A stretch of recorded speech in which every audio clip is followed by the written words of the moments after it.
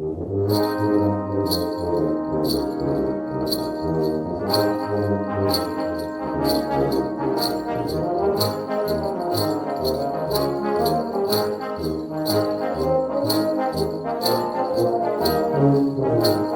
as the Haverhill Silver Band fade out with the Lincolnshire Poacher, it's welcome to a special Christmas episode of Just a Walk in the Sun, maybe just a walk in the snow. Well, I think it would be a little bit cold outside today, and it's a nice white frost with a little sprinkling of snow, although I gather in the south of the county they've had 2 or 3 inches of snow, but so far we're still got our heads above the snow level. Absolutely. So we've decided to have a special museum Christmas party today. I'm Reverend Paul Roberts, and Colonel Andy Taylor has joined me with a particularly festive Christmas hat on, and we're just going to... You said you weren't going to mention that. I know, but I just can't help myself, Andy, because I'm going to be distracted by all of the So podcast. you don't want the flashing lights on then? No, I think we'll turn those flashing lights off. I think, we don't want to Right. we don't want to go Done. overboard.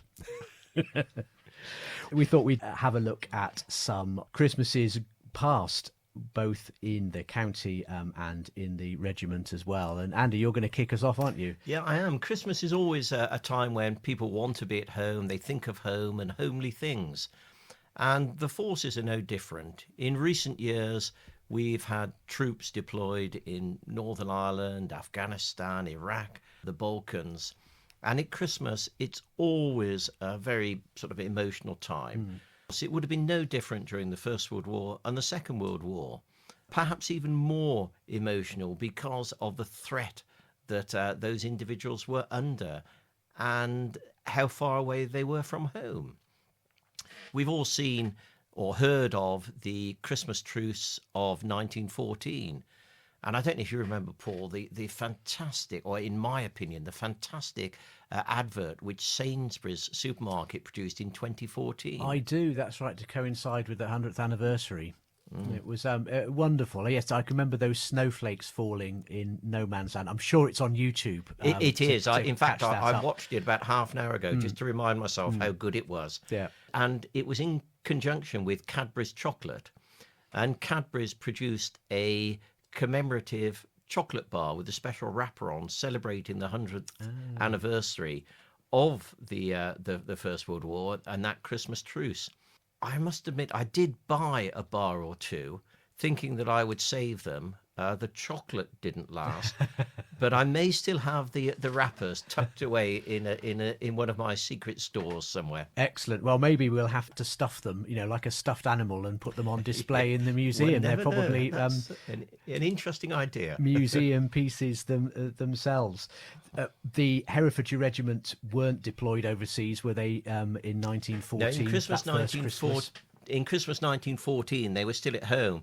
By this stage, the 1st Battalion had been brought up to strength with recruits who had joined after August 1914, and the 2nd Battalion was made up of recruits, those underage, because lots of young men enlisted who were underage, and they didn't discharge them. They retained them in the units until they were old enough to go overseas, and lots of them in the 2nd Battalion were like that, and there were men who were too old or temporarily unfit or whatever. They were located in Aberystwyth at the time of the first Christmas of the war. They were undergoing training. There is one account of some men being I'm not certain if they were granted leave or not, but they hired a charabanc and drove from Aberystwyth, or were driven from Aberystwyth to Hereford for 3 or 4 days over the Christmas period. They're very cagey in the accounts about whether they had leave or not. So perhaps they spent the next 4, 6 or 10 days not being quite so comfortable within the camp. Confined to barracks, maybe. Yeah. But there's an interesting account. At this stage, the individuals were billeted in individual houses. The commanding officer gave instructions that the company officers were to visit each of the houses where the soldiers were billeted at the time they were having their Christmas lunch. Blimey. To make sure that they were being fed and presumably watered properly. Now, with your profession, I suspect this reminds you a little bit of the Vicar of Dibley, doesn't it? That's right. Poor old Geraldine having to go round for Christmas lunch after Christmas lunch, and certainly the run up to Christmas and indeed harvest is certainly full of such festive fare. I'm sure those company officers didn't get away without having a drink in each of those places. I'm sure there would have been a snifter of sherry or something in each of those places, and they perhaps had to visit, I don't know, a dozen or 15 houses. So I suspect they were quite merry, and it does say that the sounds and song of Christmas merriment emanated from the Hereford's area during Christmas night. Oh, well, there we go. Yeah. There we go. It sounds like a good time was had by all, and quite right too. Yeah. And of course, in 1914, there weren't quite the food shortages that they were later on in the war. So I imagine that they were fed and watered pretty well. Well, we actually have an account of what the 1st Battalion had on their Christmas lunch menu. And it's difficult to work out exactly how many of them there were. We think probably about 800. 160 of them were deployed on a musketry camp in Cambridge. The main battalion was in Northampton. In Cambridge, it was pouring with rain, and there's a note in the diary that it was too wet for musketry practice, which they were obviously keen if they were doing musketry practice on Christmas Day. But the bulk of the battalion, I say, were in Northampton. The menu, or the food consumed, is quite gargantuan.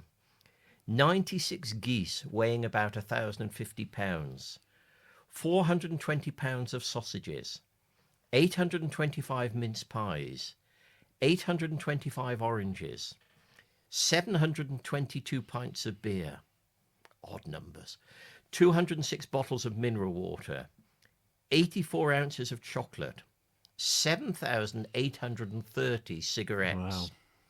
Extra potatoes supplementing the government supply of 4 ounces per man were also issued. Onions and cabbage. And last, but by no means least, about half a pound of plum pudding for each man.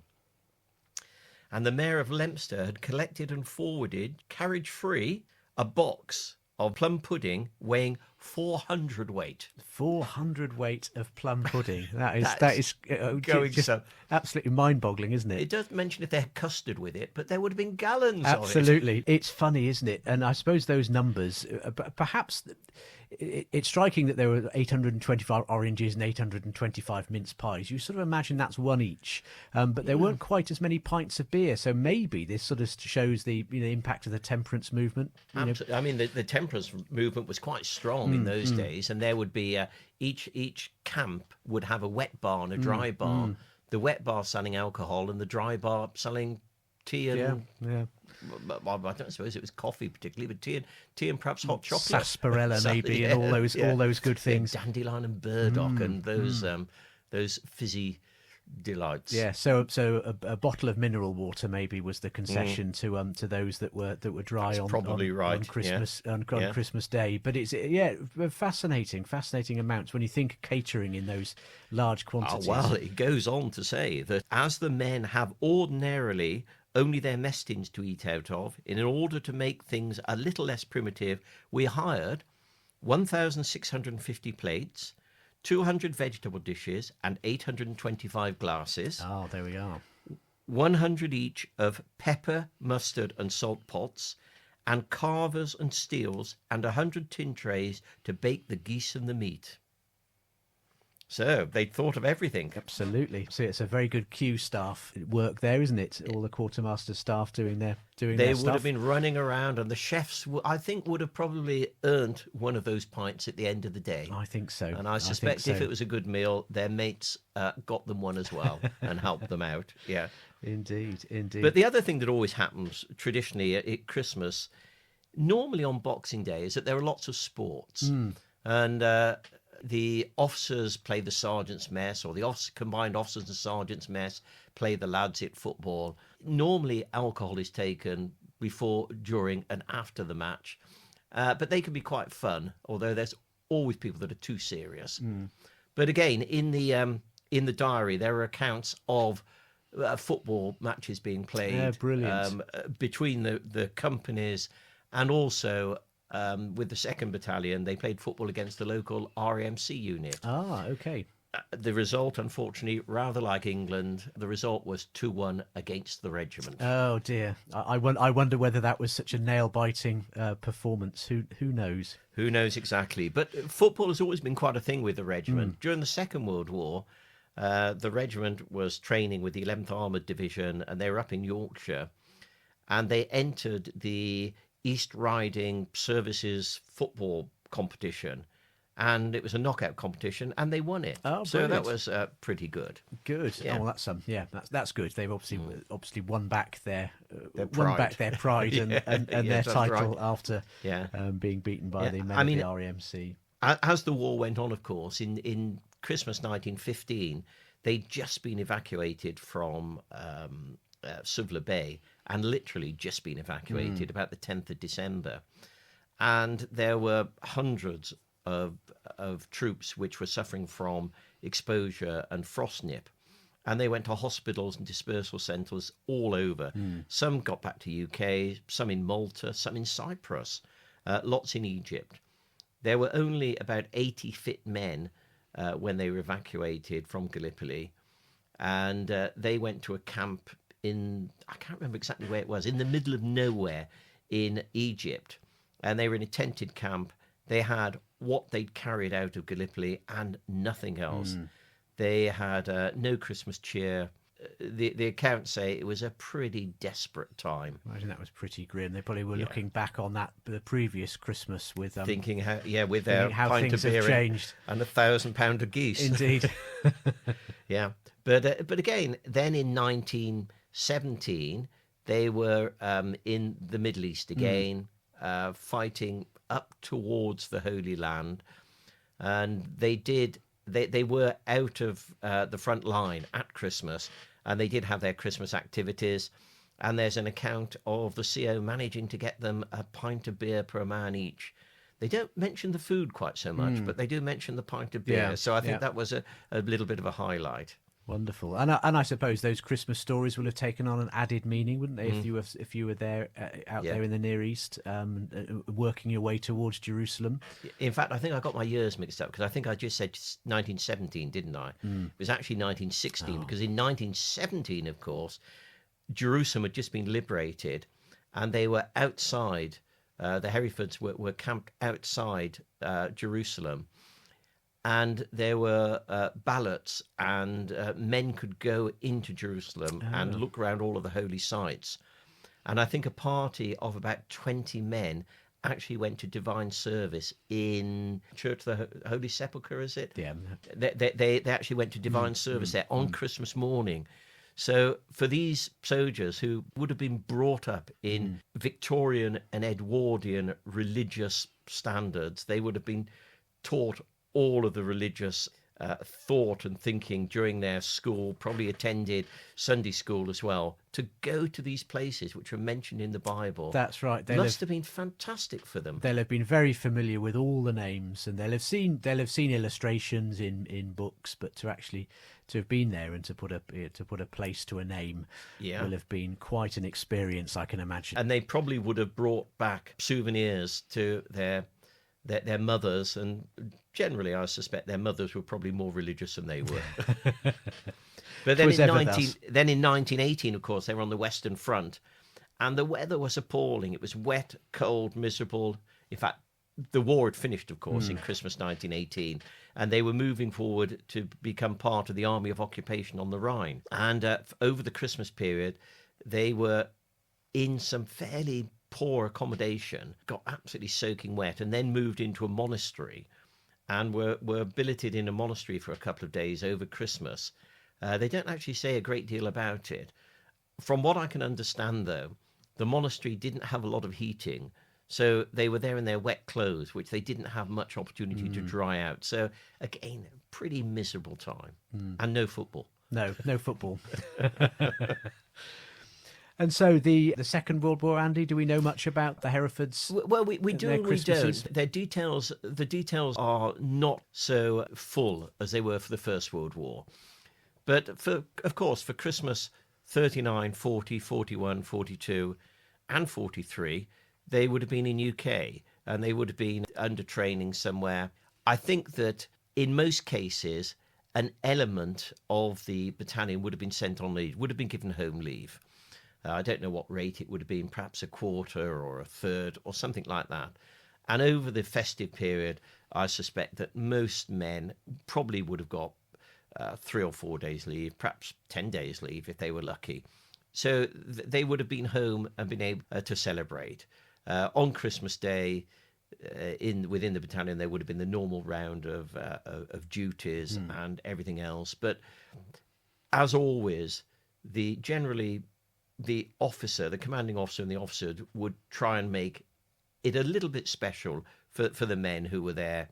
And the officers and the senior ranks would generally serve the soldiers their Christmas lunch. So, yeah, it was happening. And then when in 44, they were in the front line, literally on the River Maas, facing the River Maas. One of the coldest winters there was, 44, 45. It was damp, cold, foggy, miserable. And they were sat on the front line. So they didn't really have much for Christmas. They came out of the front line to a rest camp. I can't remember the name of it now. And they said they celebrated Christmas then, about 4 or 5 days later. But also during that time, there were rest camps established in lots of the liberated cities, Brussels, for example. And they would be given weekend passes to go there. And there were accounts of the soldiers using their weekend pass to go to Brussels. And in fact, some of the officers went to Paris on a weekend pass. So I suspect that at Christmas, some of them tried to get to these places, and there would be officers' clubs, YMCAs, Salvation Army hostels and things like this. So the soldierly spirit would have been there to make the most of a bad job. But with their mates, they would all be there together, encouraging one another, looking after one another, and just, as I say, trying to make the best of their circumstances at the time. That's right.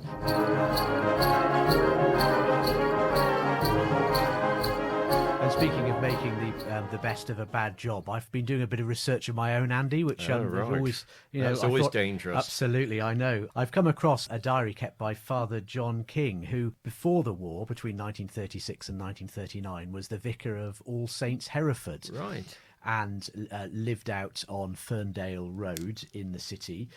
Just before, in 1939, he was appointed one of the canons at Durham Cathedral, and him and his wife and young family moved up to Durham. But the war broke out, and actually they thought it was better to move the family back to Hereford.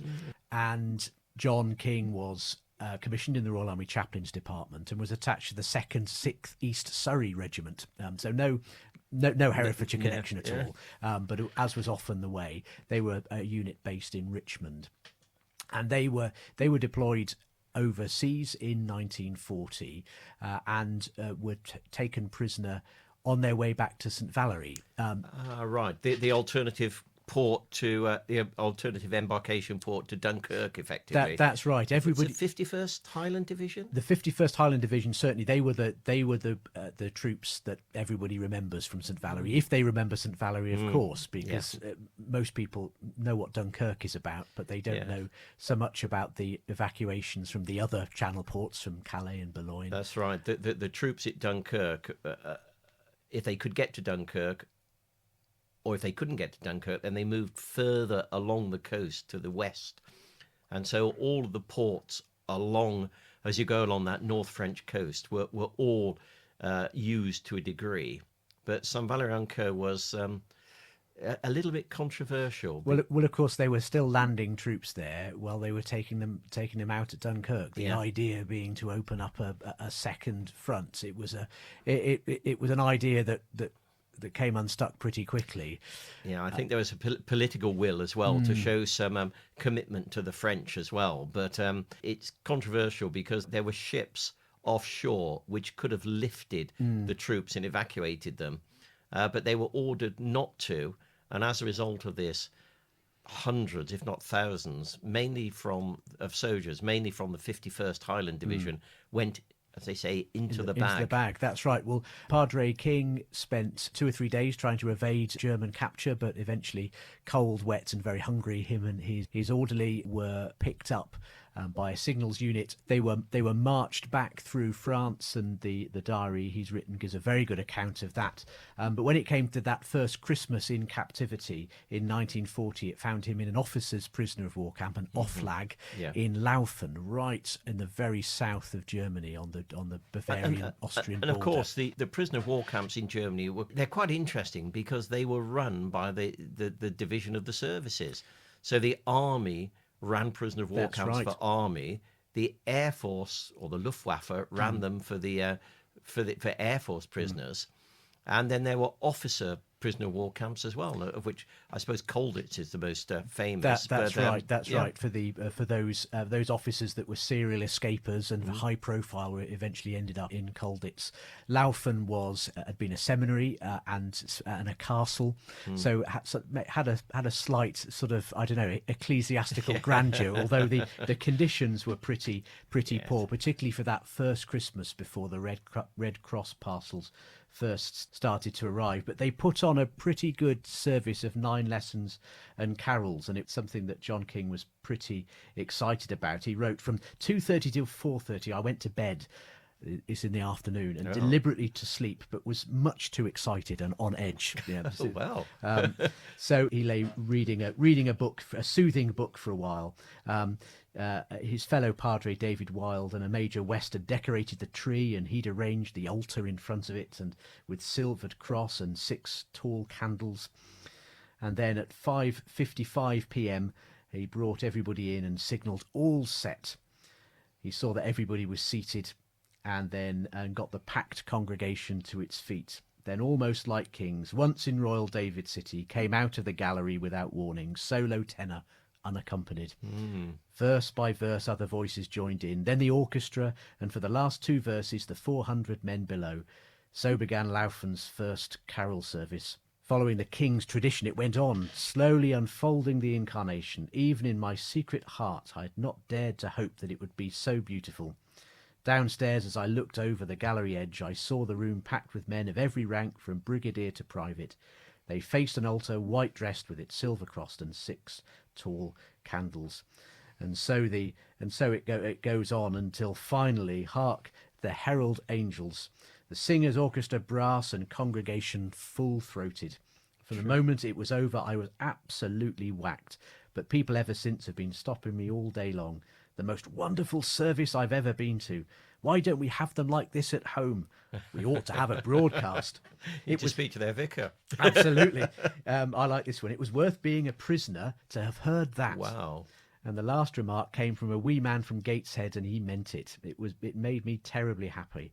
At last, a padre has been of manifest use at Laufen. Gosh, that's pretty powerful stuff, isn't it? Absolutely. And I think they were all on pretty slim rations at the time.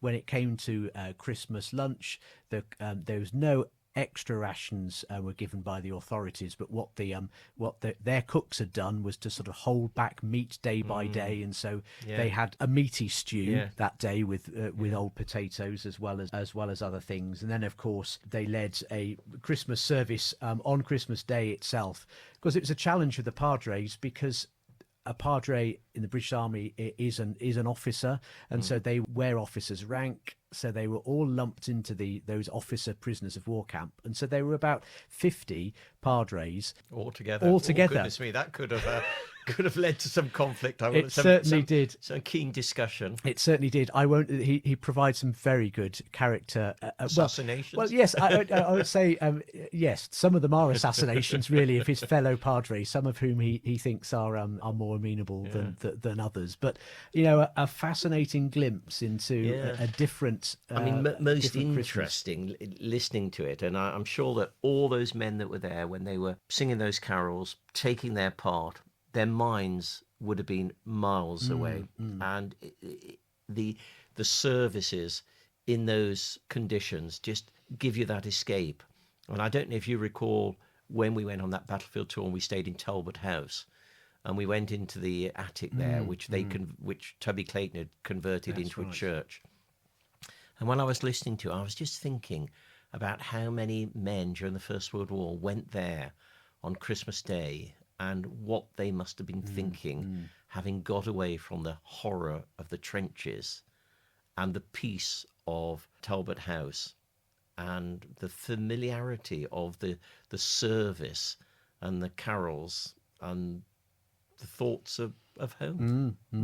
Christmas was one of those times when I think you could allow yourself to be transported. I think for a short time you could think about it, and then you had to think about the football match on Boxing Day and who was going to win. That's right. And at Laufen, how the 51st Highland Division were going to celebrate Hogmanay. Oh, yeah, that would have been interesting. That's a story for another time. Well, this has been a great walk in the sun, Andy. I've really enjoyed our Christmas festivity. Yep. I've particularly enjoyed your hat. And can I turn the lights on again? You can turn the lights on again in our closing music, Andy. I think I think we'll allow that. But thank you for chatting and allowing me to wear my hat, and to all of you out there listening, a very happy Christmas and a joyous New Year. Happy Christmas, everybody. Bye for now.